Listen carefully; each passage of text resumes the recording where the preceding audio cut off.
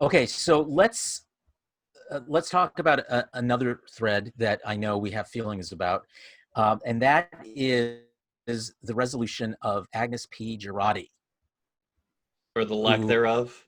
Or the lack thereof. All's well and well, sunshine to puppy dogs. Anyway. I have mentioned it before. Star Trek has many times played this person did something really bad. They should be behind bars. They're not. It doesn't bother me.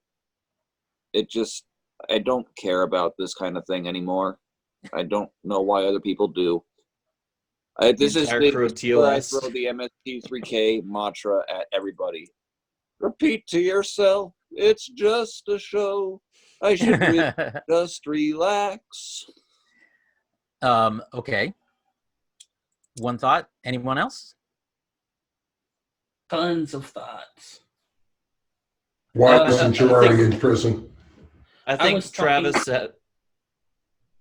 What's that? Why isn't Girardi in prison? Yeah, So there's a lot of time that happened between the Picard waking up and then being on the La Serena. Well, presumably she was working on that. That's why she's not locked up. Go ahead, Ross. I think Travis has it that it's probably a case of, yes, she did something terrible, but because she contributed to this greater good. We saw it in the movies with Kirk and the entire crew of TOS with their conspiracy, theft, and sabotage all being pardoned because they saved the planet. We have Michael Burnham as the latest example. We've got Tom Paris in Voyager, DS9. Cisco never comes to justice for the shit he did. Good point. I'm gonna add a couple of points to that as well.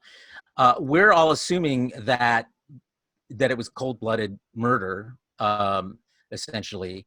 But remember the setup here. She was commanded to do this by the head of Starfleet Security. There was an official sanction behind what she did, and for her personally, a justification based on the admonition. So I think it was a justified kill. Even if it was morally wrong, her defense, if I was her lawyer, was, as far as she knew, Starfleet authorized her to do this. So she should not be held responsible. So that's what I would argue for her as her lawyer, number one. Number two, where's the jurisdiction? The actual murder did not occur anywhere the Federation has jurisdiction. They don't have jurisdiction in objection in Free Cloud? No, that's the whole point. Free Cloud is an independent world, and plus the killing didn't happen on Free Cloud; it happened in space. And more importantly, why aren't people asking for Seven to be thrown in jail for killing Bjayzl? Right, so Bjayzl deserved it. But it's still an immoral. It's still an unjustifiable killing, right? I mean, like, she went and she murdered Bjayzl. Like, it wasn't like her life was in threat; it was in jeopardy. It was a straight up revenge killing. So all the moral outrage about Girardi not facing repercussions for killing Bruce Maddox. Anyone who says that and doesn't say Seven should face prosecution for killing Bjayzl is a hypocrite. Okay, I don't think so, and because Picard said about you said about Free Cloud. Free Cloud is outside the jurisdiction. But however, I mean, we have maritime law here that covers things like murder. So I would imagine they have the same type of thing in Starfleet, in the Federation, and amongst all these different societies. There is some kind of maritime type law. Yeah, associated in the with space that is Federation space. But it would be outside. Why wouldn't it be outside of Federation space too? Because these are like usually these Free Cloud. If it was, I thought this through, Shawn. If it was on a Starfleet vessel, yes. Okay. This was not a Starfleet vessel. Free Cloud is located in the former neutral zone. And in fact, it was not even technically a Federation vessel because it's unregistered. And they established that way. Well, okay, but here's the thing, though. Here's the thing. What they also established that they were taking her to Deep Space 12 to turn her in for prosecution. So that implies to me that yes, she did break laws. That she didn't get passed to murder. There's a problem with your argument, Carlos. both of the people who are involved are Starfleet citizens or Federation. I was thinking the same thing too, but I think the canon. Wait, I'm sorry, you Skyped there for a second, son. Could you Both repeat that? Both of your victim and your murderer are Federation citizens. It doesn't matter where they are. It certainly does. Yeah. If you commit a crime against another American citizen in another country, you're not subject to U.S. law. You're subject to the law of the place where you're at, and they weren't anywhere. So, no. A few American tourists found out when they visited Singapore and got a caning. Right. So, I don't think that washes legally from a legal. Well, I think that, like I said, I think the bigger issue here is that in the story, in canon, they said they were taking her to Deep Space 12 to have her turn herself in for the murder of Maddox. So, yeah, that's still that doesn't mean she doesn't have a defense. And I'm saying she has a defense. I get it, but I'm just saying they've established this is what I'm getting at. If the space does not fit, you must acquit. Okay, that's a good way to end that thing. Any other Girardi issues? Like, some people have talked about, where her allegiances were and that she flip-flopped. From my perspective, I don't think she flip-flopped at all. I noticed this.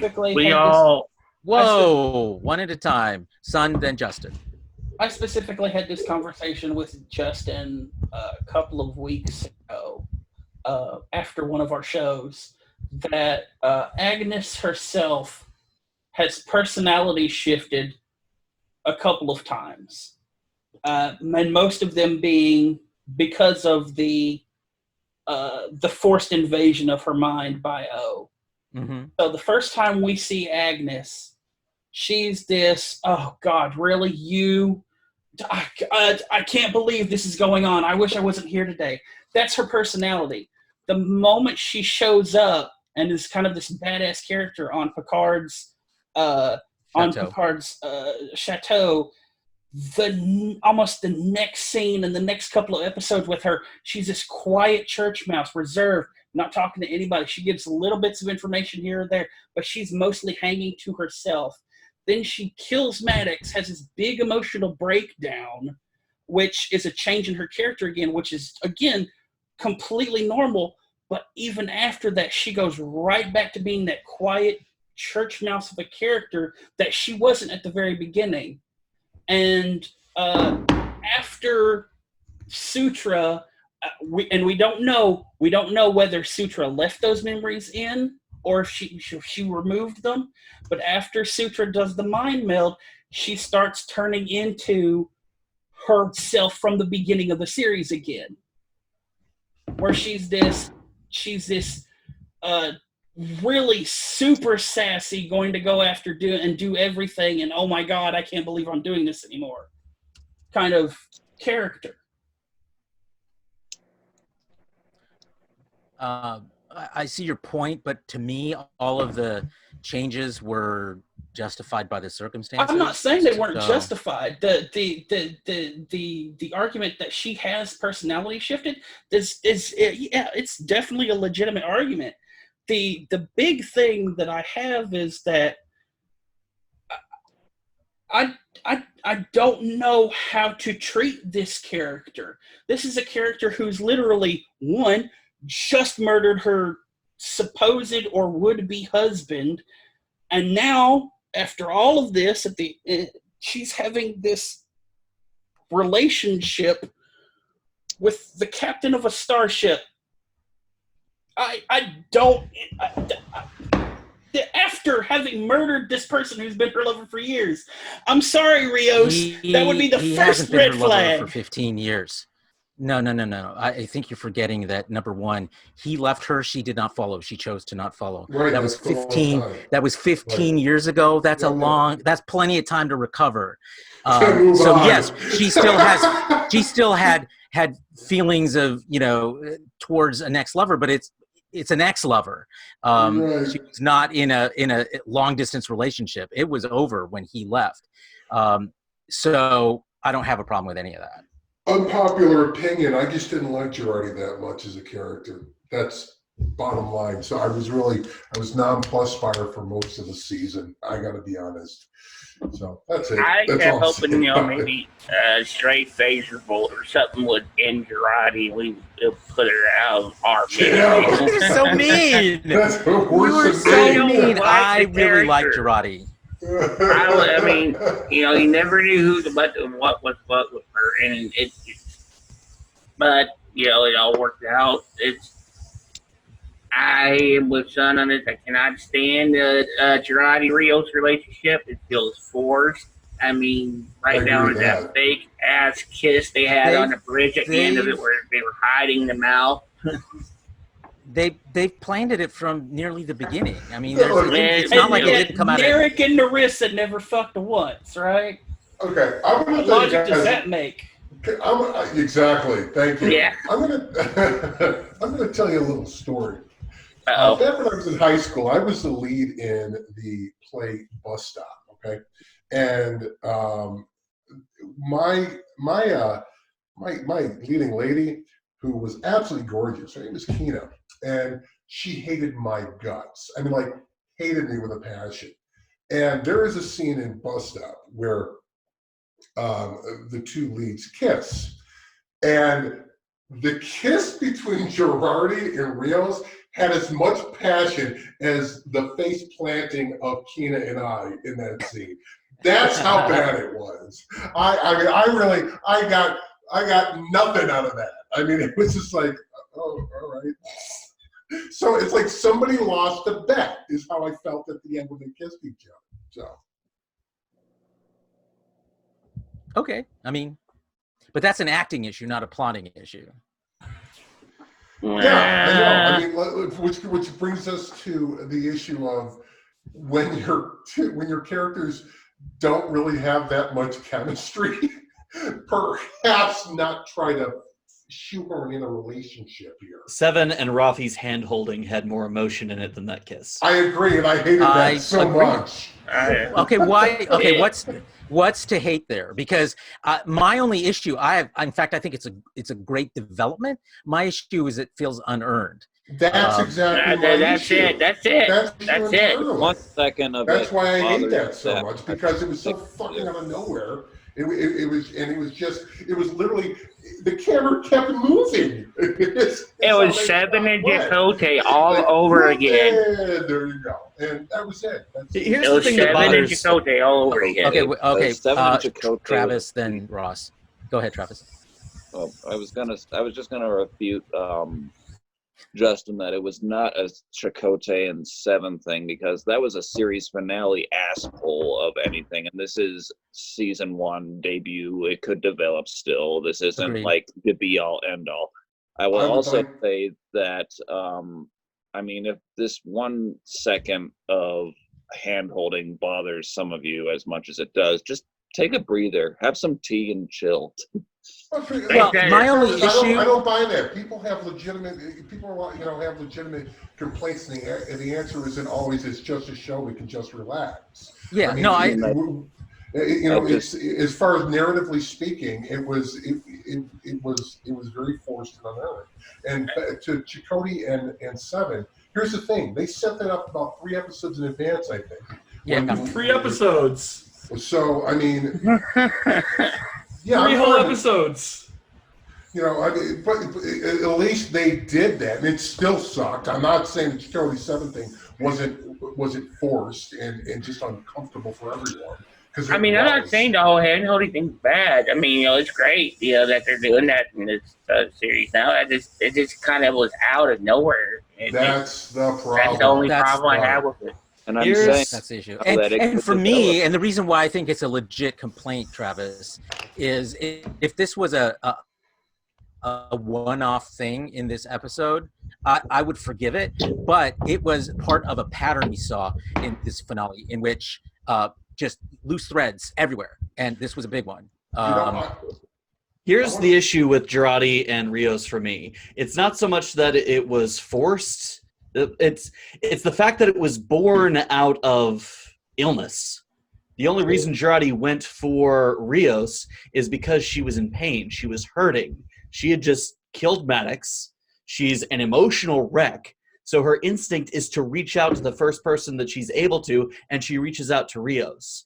This is not a relationship that is built on solid ground, and it's going to collapse spectacularly. Maybe. It's like a rebound but fuck. to be fair, they flirted long before the Barati, or before she killed Maddox. So yeah, but she made her move when she was not in a very good state of mind, and Rios Rios went along with it. I don't know if he's even acknowledged. No, I don't disagree with that point. One of my biggest complaints, or other people's complaints, has been that this isn't my complaint, this is their complaint, that why aren't we getting 26 episode seasons? And I've been the first to point out that the problem with these 26 episode seasons is that there's so much fucking filler in there and so much unnecessary shit that it detracts from a season as a whole.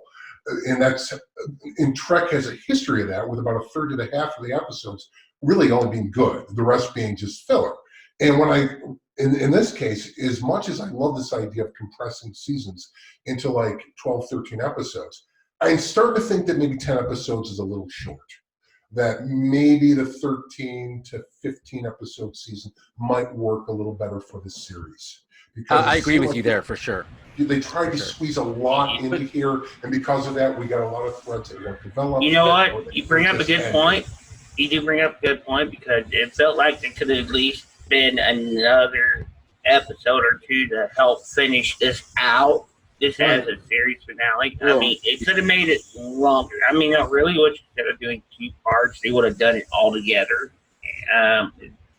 Those who asked, Jason said earlier, think, so that way, we didn't have a whole week to dwell and plot and try to come up with what's going to happen. Yeah, no, that's a fine point, but it's different from what Shawn is saying. Shawn isn't saying that they should have. Right, I get that. They should have shared the 2 back to back, but that 10 simply isn't enough to pay off everything that they set up during the season. Right, precisely. I think that's why I appreciate the extra episodes in the first 2 seasons of Discovery, because I think they really helped them.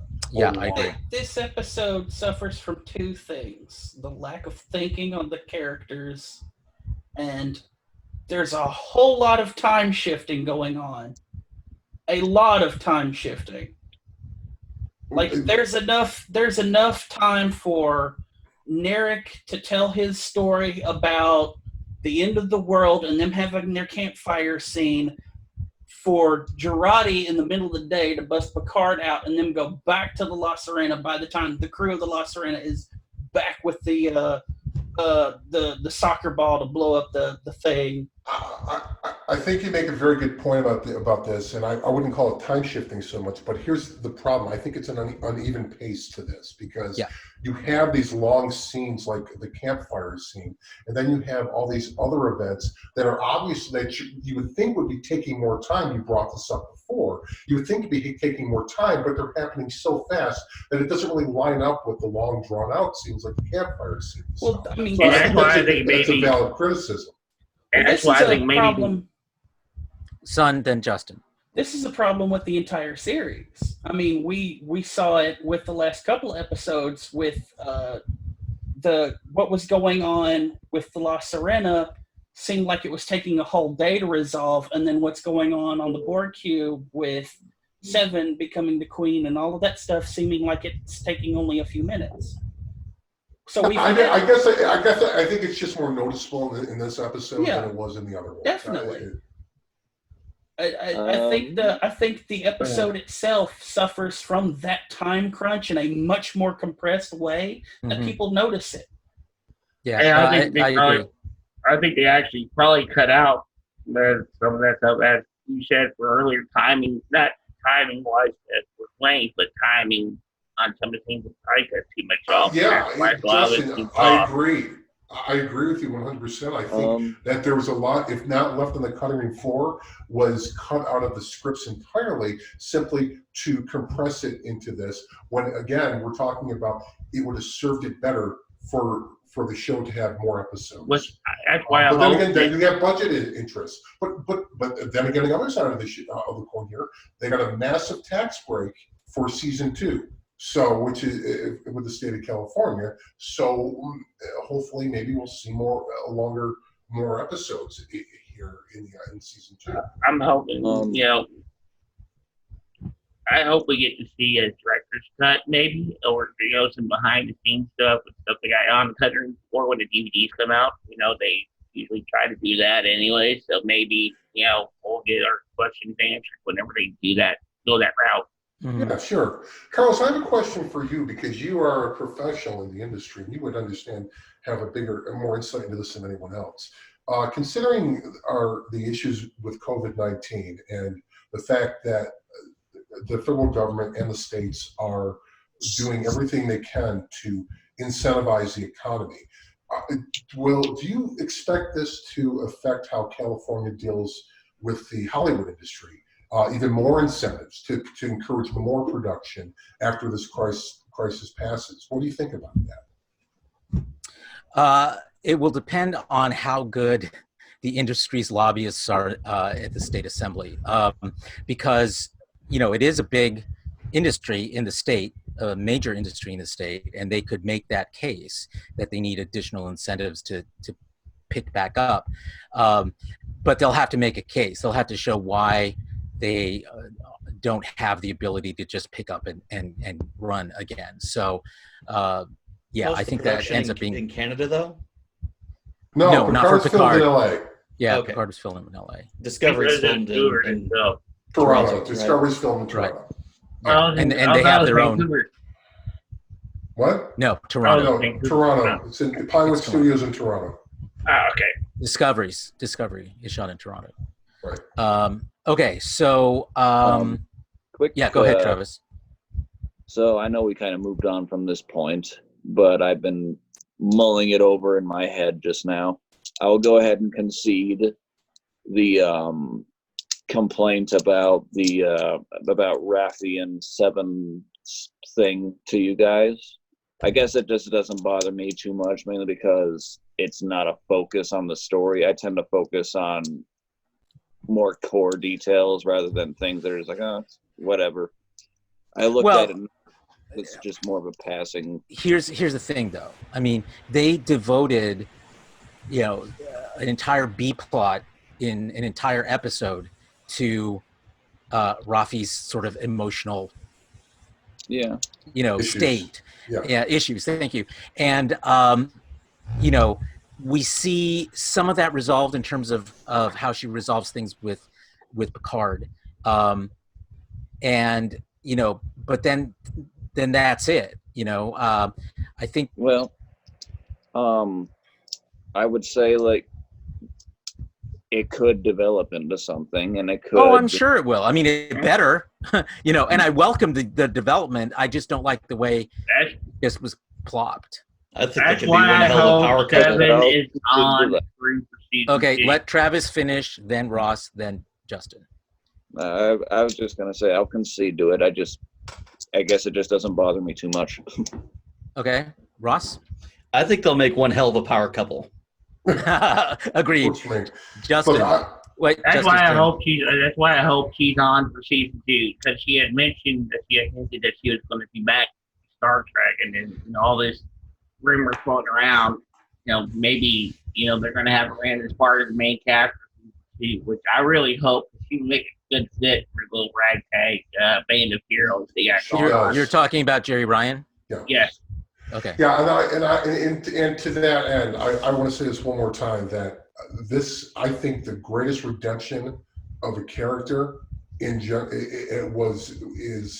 in the franchise. Okay, as far as writing is concerned, has been what they've done with Seven in Picard.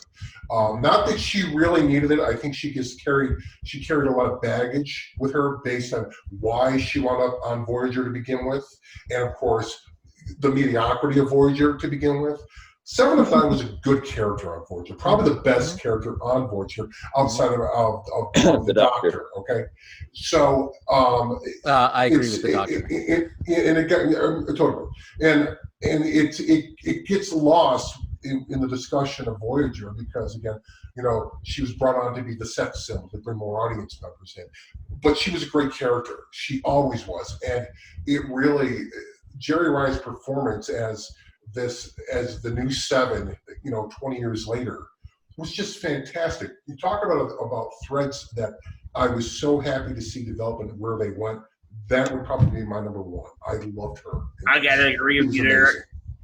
I agree with you because the way they handled her story plot, the way they developed her character was just absolutely spot on. Because you see a lot of, when they bring back old characters, they kill them off or they completely just don't pay any attention. But this was handled quite well, and it was, I hope they continue to develop this, and I hope they continue to use her in season 2.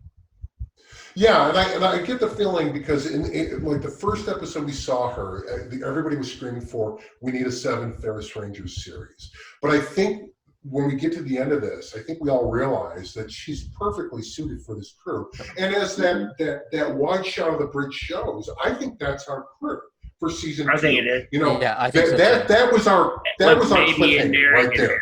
We didn't. I agree. I think Narek will be part of the story too. But I think that we didn't. People are complaining, and I complained too about this, that we didn't get a cliffhanger in this. But I think that might have been our cliffhanger, our Easter egg for what's going to be in season 2. And I'm all for it. And more 7 the better. I'm actually very happy there wasn't a cliffhanger for this. Yeah, same. Simply because, quite honestly, like the way the episode ended, I felt very happy, and I had hope.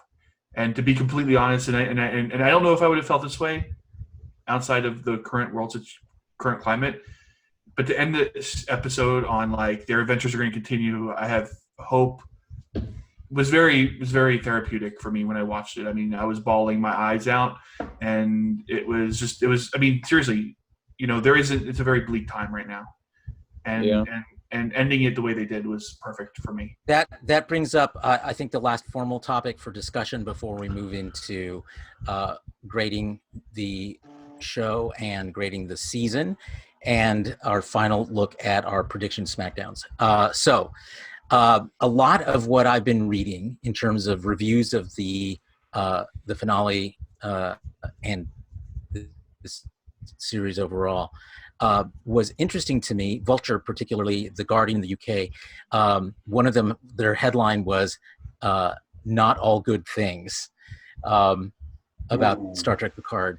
And so I read some of those and through some others, and it's interesting to me that basically the theme there, they feel like there wasn't hope, like this was such a dark series, and that it, the old, this doesn't feel like Star Trek, thing. Oh God. And right, and sick.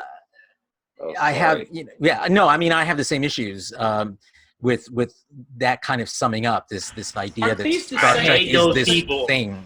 I hate those people. Aren't these the same people that said TOS is too cerebral and TNG isn't TOS? This is exactly the point here. No, they're not the same. I get the point that Son is making here, is that, look, this notion that Star Trek... I'm not talking about fans. I'm talking about like critics. The critics made these criticisms of the original series and the Next Generation. Right, exactly. They did. It's absolutely true. It wasn't just fans. Critics did the same thing. And the truth, I keep coming back to this, is that, look, there is no set definition in stone of what Star Trek is.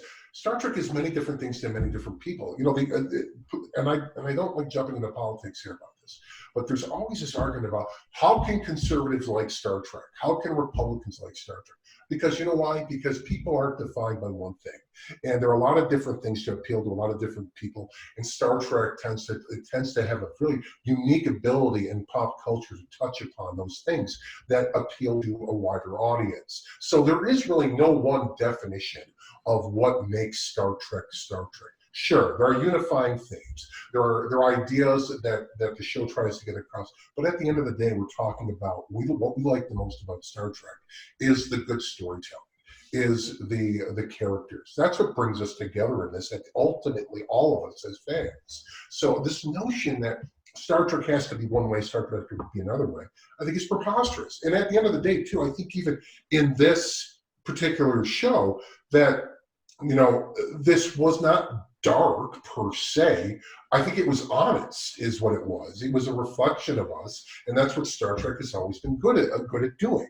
And especially at the end of this episode, there was hope. There certainly was. And like I said, there's a redemption here on this notion that, look, this wasn't all the Federation and Starfleet. This is one rogue agent who set a lot of this in motion. So chill, I mean, it's not nearly as grim as people would have us believe. Oh, like just. Oh, exactly. By most what? Oh, exactly. Oh, it was all. I mean, like the most like the way I see it is like people are saying that it's all grim, dark, and whatnot because it is not being blatantly spelled out to them like it was in the previous series. And I hate saying that, but I mean, Star Trek has always been this preach to the choir type of thing. Like, oh, we need to be like this. It needs to be like this. Like we were once like this, but now we are not because it's wrong and that kind of thing. This really does feel like the first Star Trek series. Well, maybe not the first, but one of the first to really challenge a viewer and say, like, look, it's not all sunshine and daisies here. Like, this is an uphill battle, but it's not a futile battle. It's not a futile battle. Like, hope is still alive. Optimism is still alive. It's worth fighting for. And the fact that people are just not getting this, that they're not getting this, this message that is here. It is here. I mean, to that, Travis, I'll say this: give it time. Yeah, because absolutely. Even now, as you look at fan reactions to different series, look at the reaction to the Kelvin movies when they came out. People are starting to finally come around to those movies. Yeah, I'm seeing more and more people say, you know what, these aren't as bad as I thought they were. People are saying that about Discovery Season 1.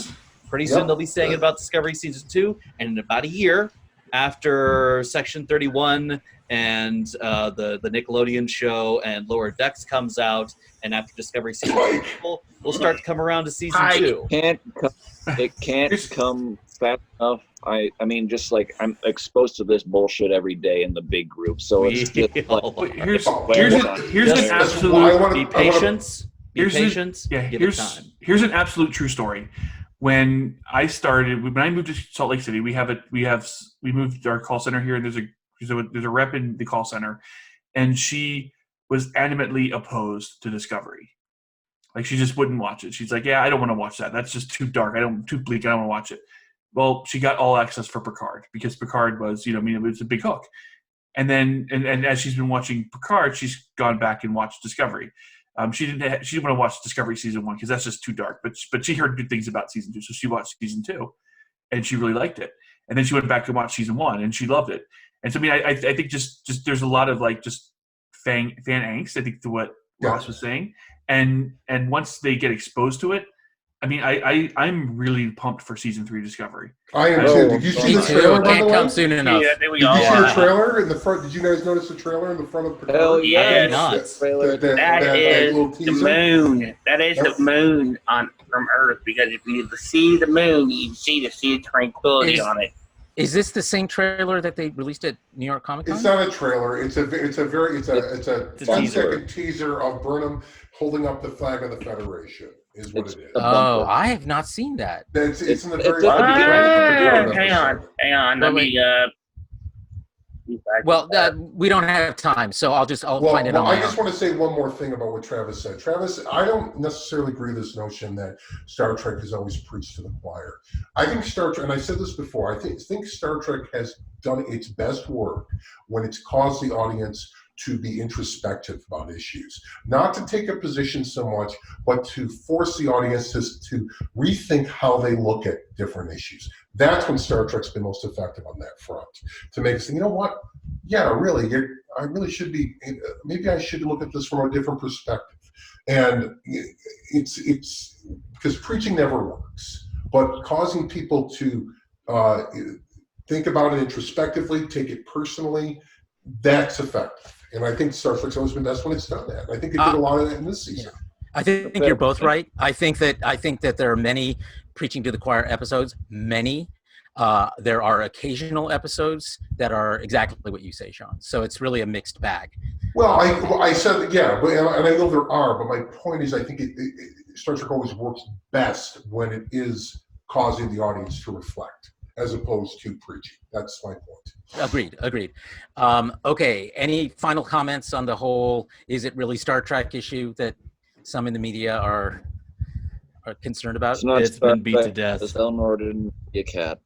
Yeah, the Elnor cat thing is a true disappointment. Okay. Oh, That deserves a change.org petition right fucking there. Well, Holy you know, shit. I'm with him on I hate to quote Ross, but he may be right. Short Trek? Yeah. Please. Wouldn't you imagine Eleanor gets a kitty cat and then has another whole? I really hope they do. I really treble. hope they do some Picard short tracks, or at least one, because they have for all the other series, and they've really sort of, expanded their little universe a little bit. I would love to see what they do. Hey, Carlos, how about I'll do an you one Eleanor better. treble episode? I'll do you one better. They make a spot 3 for him. Yeah. Can we have number 1 chasing him around the La Serena? I want more Laris and Jaban. Me Yes. too. I would love a whole what? I'd love a whole short trek about Laris and Siobhan working on the vineyard. Yeah, I agreed. I think those are some good things. Okay, so we're gonna do a short segment at the end about things we'd like to see in season 2. We've heard 2 of them already. We'll come back to hear more. Let's go to our final grades on first, the finale, second on the entire first season, and let's give letter grades on this one. So we'll start with Justin. I'm gonna have to say, is this for the show? For the season finale itself? This one? Just Oh God, let's say B-. C-. Interesting. B-. Okay. Oh, B as in boy. B as Yeah. in boy. Okay, B-.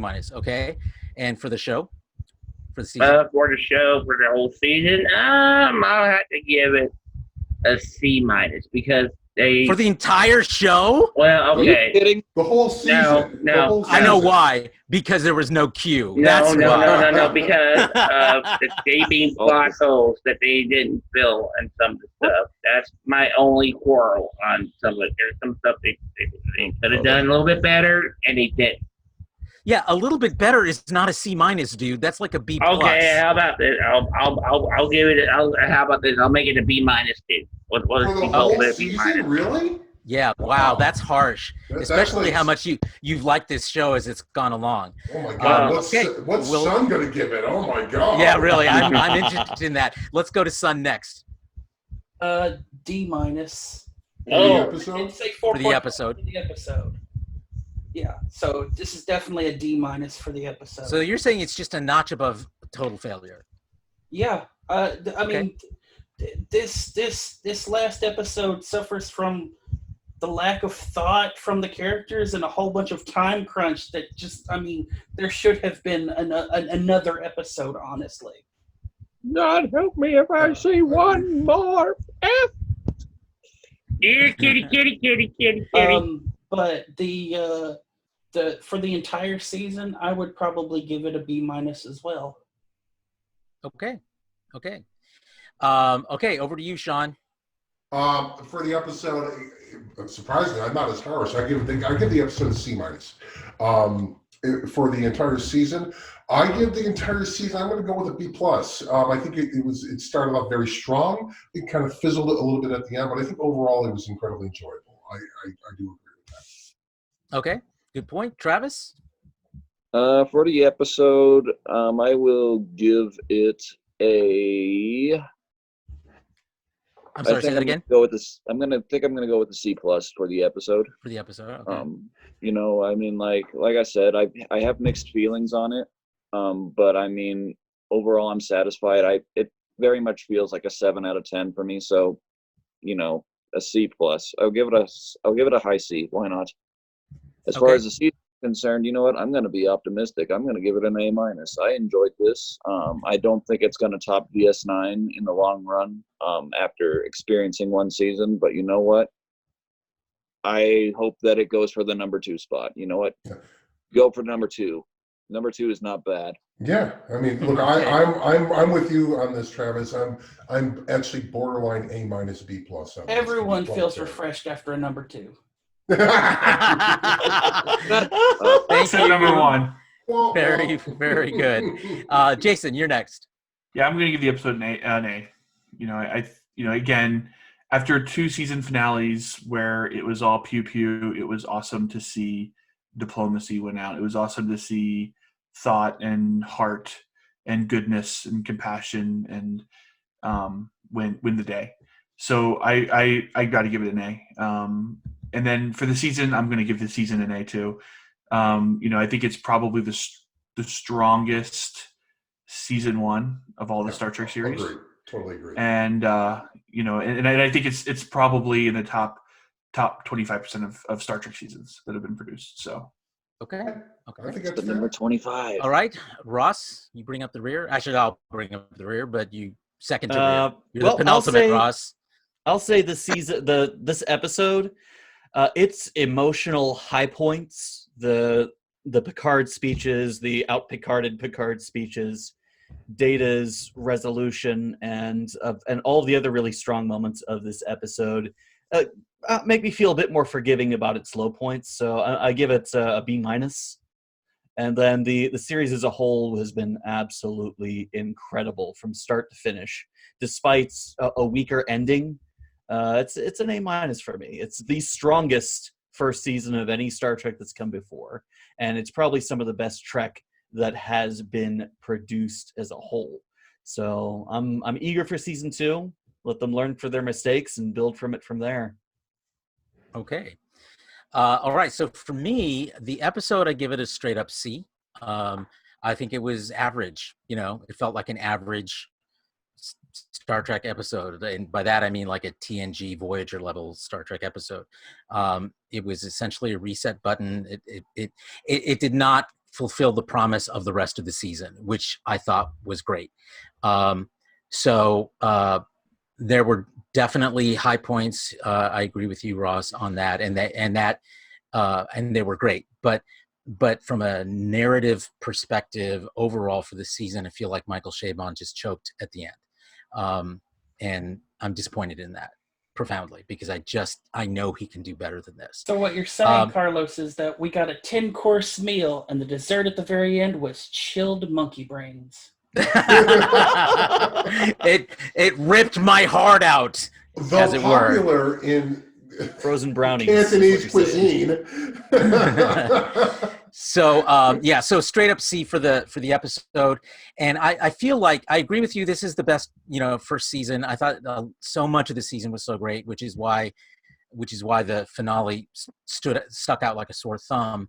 And I want to give it an A, but I feel like there's enough weakness narratively in that finale that it brings it down even below an A-. I'd say to a B+. I want it to be an A. I really do. I really want it to be an A. I thought it was on track for getting an A, and it's like they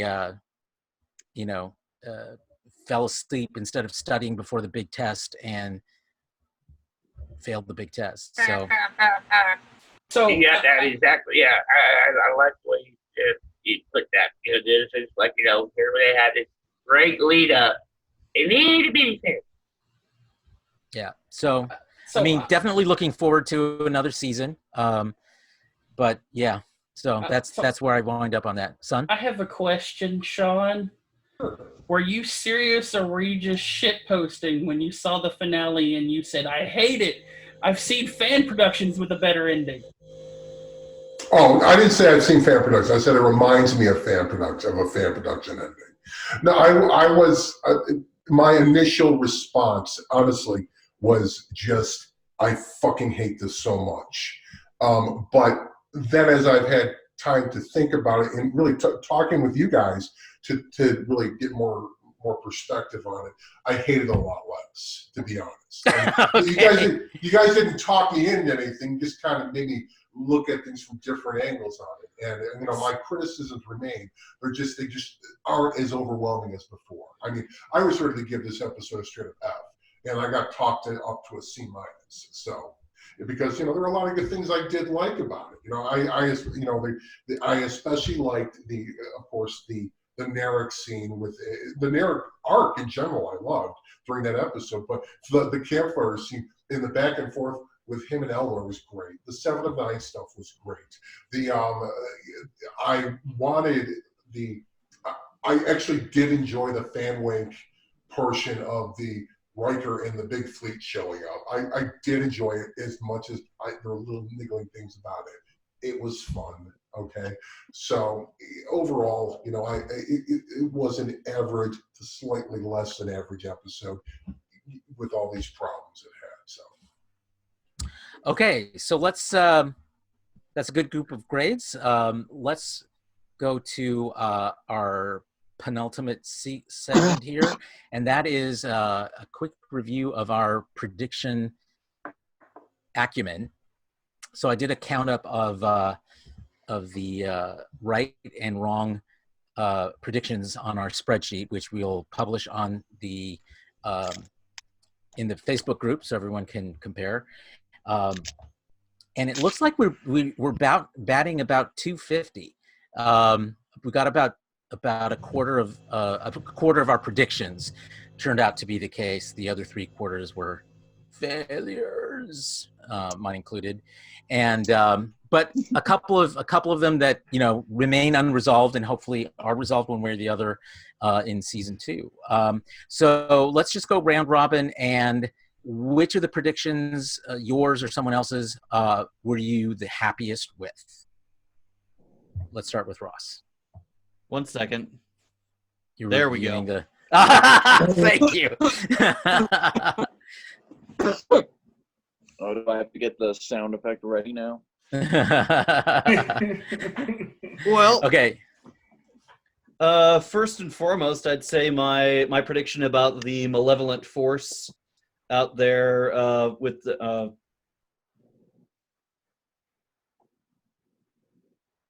he froze. No, I'm still here. Just okay. Brain freeze. You're faking us out. Hang on. Let me You had me fooled. Scroll up and bring it up, so I can actually see. There we go. Something malevolent in the galaxy is what corrupts the synthetics and destroying organic life. Yes. Yeah, I think that's basically spot on. Yeah, I kind of just pulled that out while I was thinking about the admonition, and I thought that was an interesting take on the trope of, you know, evil machines out there. Mm-hmm. That there's actually a force out there trying to egg them on to destroy their organic oppressors, or in the case of Soji's sister, blanking on the name. Taj? No. The one who went astray. Yeah. Sutra. In the case of Sutra, confirming her own prejudices and taking her down the wrong path. So that was glad for that. You get a cookie. I get a cookie, Ross. Do not promise me a cookie unless you are here to give me the damn cookie. And that's not going to happen anytime soon. Well, see, I thought it was more interesting. For cookies. I thought it was interesting that both were right. That both interpretations are actually correct. Yeah. So essentially, what the organics see as their warning, what the Romulans see as their warning against synthetic life, is correct. And yet, the completed message that Sutra sees is also correct. That here, send up this message, and we'll destroy everything. Yep. Additionally, I really, really like the artifact question. Why this massive Borg cube was completely cut off from the rest of the collective. And it turns out it was the vision of the admonition and the feelings that came with it that forced the collective to sever a gangrenous arm.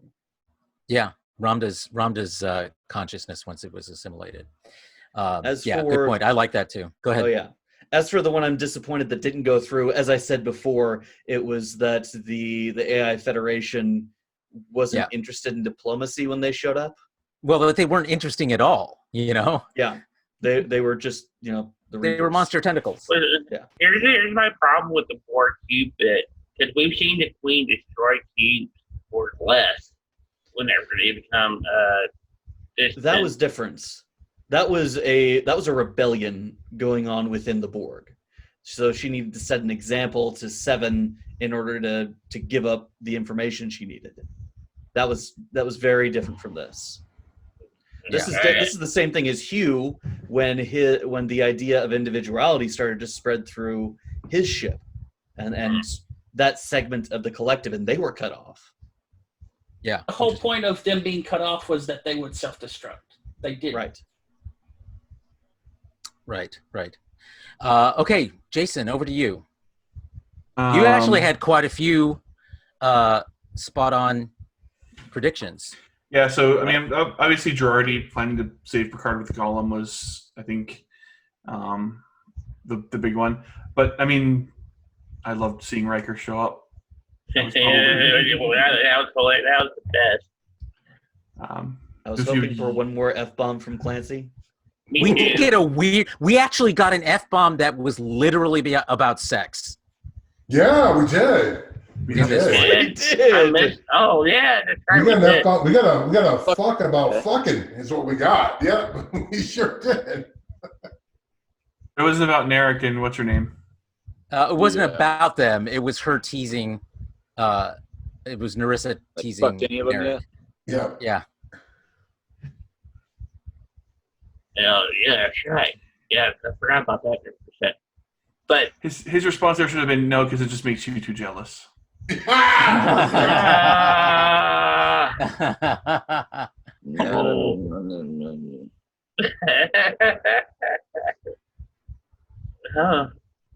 I really hope we do see the rest next season, just because I don't think, many times we thought she's definitely going to come back and haunt the Crit Lost Raven. I don't think we've seen the last of her yet. Oh, Michael Chabon verified one of my theories about the synths self-propagating. There are two kinds of synths in that colony. One that was created by Maddox and Soong, the other that was created by other synths, and they're designated by their names. Yeah. The Maddox Soongs are all named after flowers, and the ones that are self-replicating are all named after data in that Arcadia, Codex, all of those. Arcana, Codex, damn it, I keep forgetting her name. The evil one. Sutra, thank you. So then Karma. Soji, There was no karma. There's no karma. It's karma. Karma is a completely different concept. Right.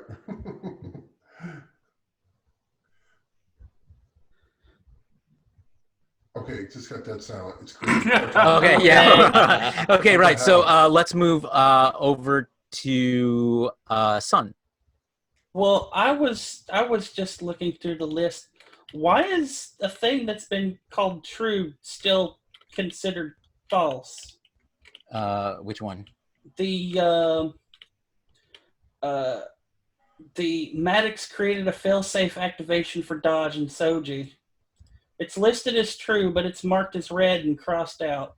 Okay, that's an error. How far down is that? It's first page. First page. It's the third of my predictions. Like from the top, it's the after the third. You got two greens, and then it's the third one down from the greens. You see it? I'm just gonna search for Maddox. It's up at the very top. Let's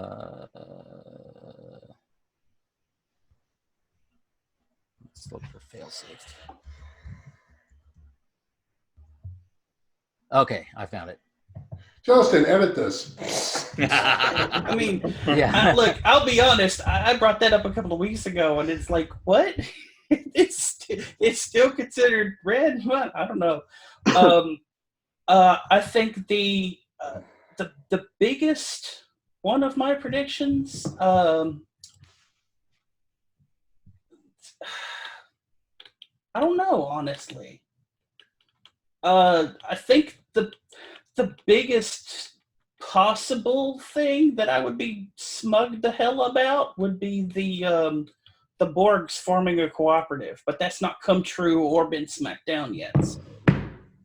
That's still that's one of those pesky hanging loose threads is the resolution. Right. Cube, exactly. the XPs, etc. Right. What happens to the XPs? That's really an open-ended question. Yeah. Right. So for, like the only other thing is is me tagging on to Ross with the artifact being disabled by the Romulans. I mean, that's the only thing, because even the Maddox thing, I mean, I have this weird way of throwing out these random things and they just kind of fall into place. Because that's what the Maddox thing was. I mean, I just made an offhand remark and went, "Wouldn't that be cool?" And then that's what happened. Yeah. Okay. We got more information. Assuming that that I coded these correctly, would you like to know how each of you performed overall? Sure. Okay, let's start with Shawn. Shawn had 6, and of the 6, 2 were correct. Yay. Joe had 1, and it was correct. Yay. He's 100%. He beats us all. Justin, you had 12, and only 1 was correct. Ross, And he cheated on that one too, so you had 10, and 1, 2, 3, 4, 5 were correct. 50%. So, I'll take that. 50%. Yep. That's solid XCOMOS right there. Son, you had 12, and 3 of yours were correct, and 1 remains unresolved. I had one that remains unresolved too. Which one was that? The first one, Nick and Rizzo being lovers. You can't dismiss that. They're not going to go. They're not going to go back over that. Well, it's still unresolved. I'm holding to that. At this point, it remains a fan theory that will never be proven one way or the other. Wait, how many did you say that I had unresolved? 1? One. Okay. Yeah, 1, I think. Okay, I had 1, 2, 3, 4, 5. Well, no, it would be 2, wouldn't it? I just had more than 1. The 2 that I have, the 2 that I have unresolved is that the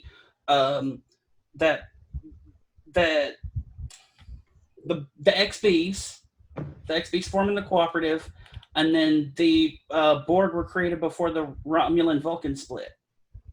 And I also called you guys. Never been answered. Yes, correct. I'm looking for your XBs one. Oh, that's one you did with someone else, right?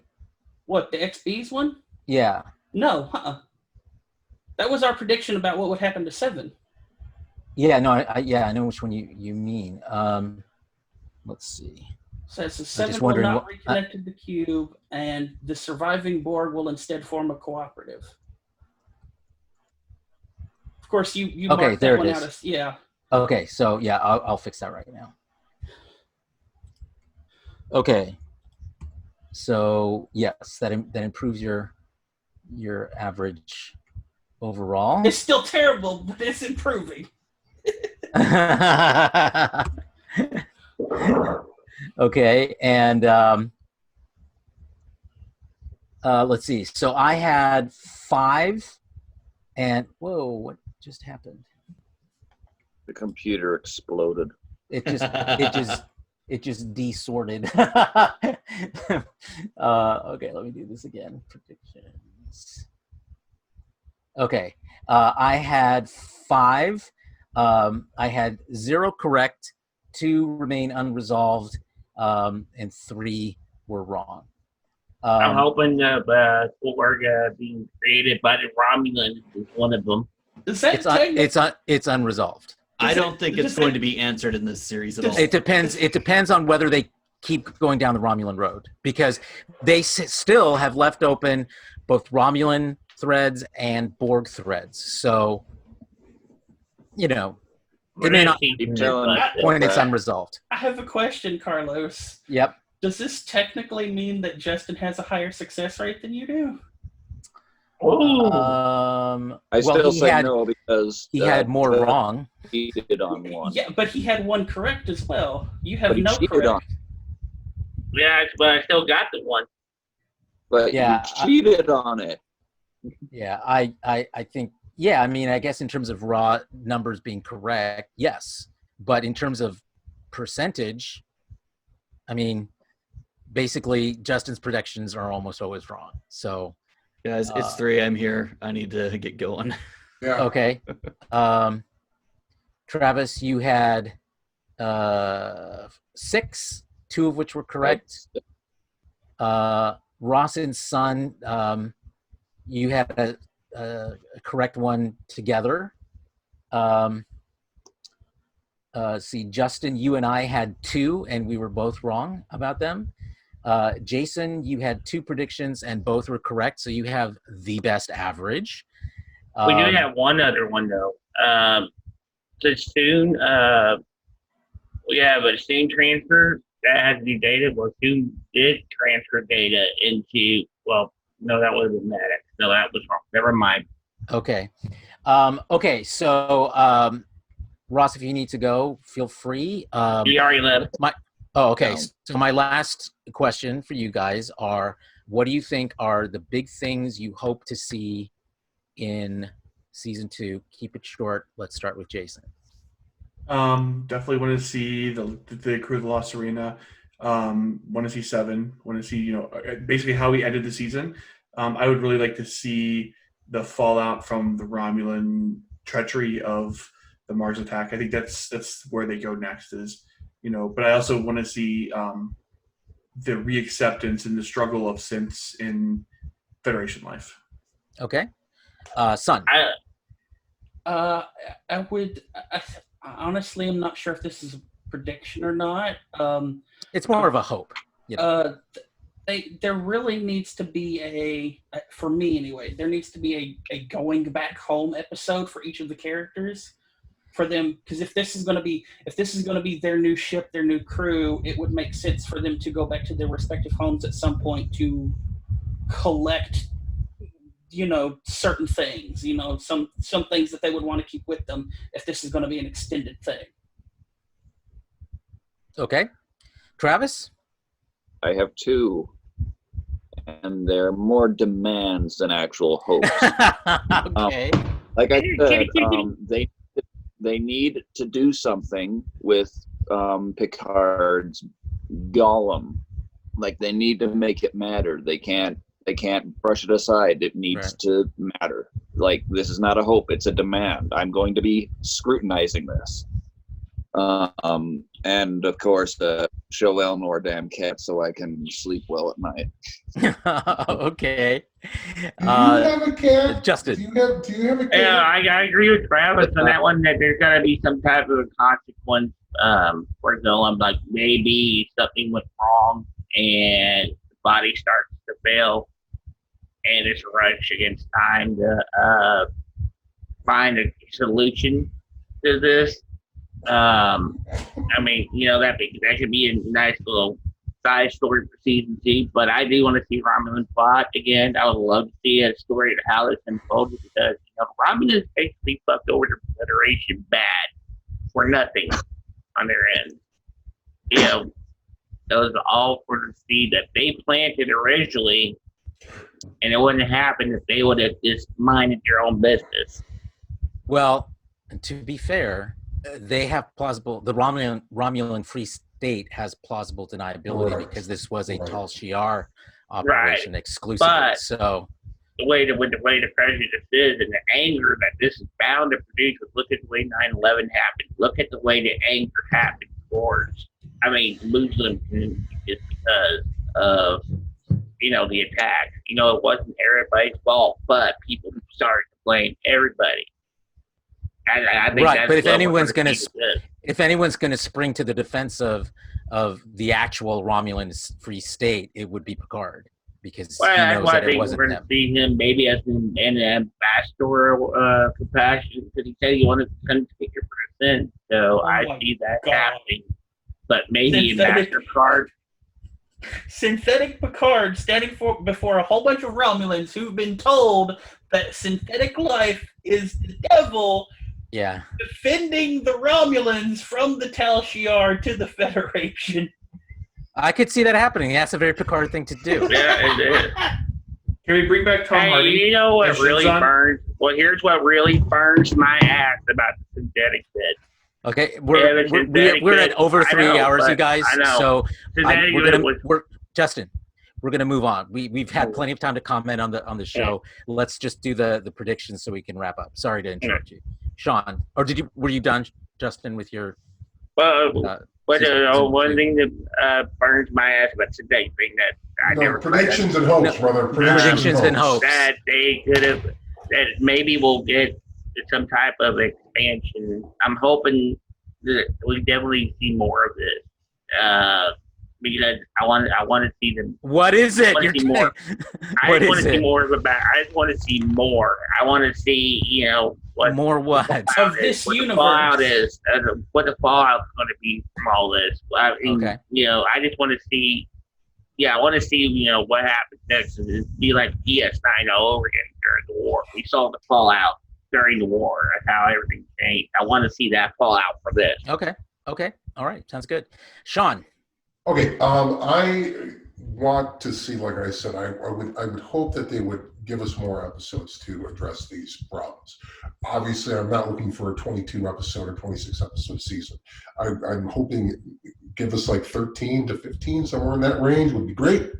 And I would like to see them really address a lot of these things that didn't really get addressed at the end of this season. The status of the Borg, the XPs, things like that. How, but of course, like Travis said, the repercussions of Picard getting put into this golem, things like that. Continue on with where we pick up where we left off for our next adventure, pretty much. I'm not really big into saying I have to see this as a narrative. I need these fan-wing things. No, I just would like to see really more cohesive storytelling at the end, and let's not have these threads, these loose threads hanging out there. And let's develop some of these characters a little bit more that perhaps we didn't see get developed. Like, for example, I'd love to know more about things like that. Our Romulans, Javan and Larence. Oh, please bring them back. That's probably the only real demand I have. And of course, Elmer's cat.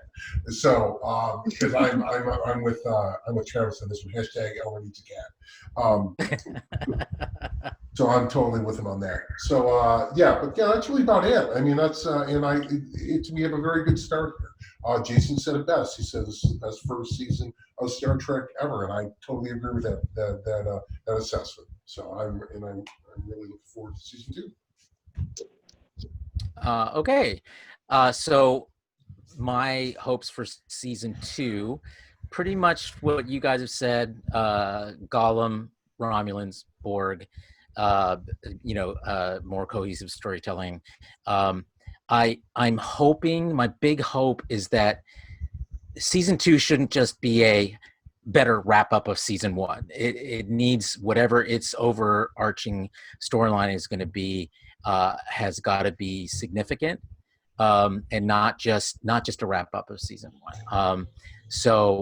I think the Borg thing has potential, and I hope that that's part of it. I don't know, but yeah, that's what I hope to see, is that it's just that they find another really great, overarching storyline for the season. All right, that brings us to the end, folks, of season 1 of Star Trek Picard and season 1 of Make It So, the Super Geeks, Star Trek Picard Aftershow. So thank you all for your contributions tonight and for the last 10 weeks.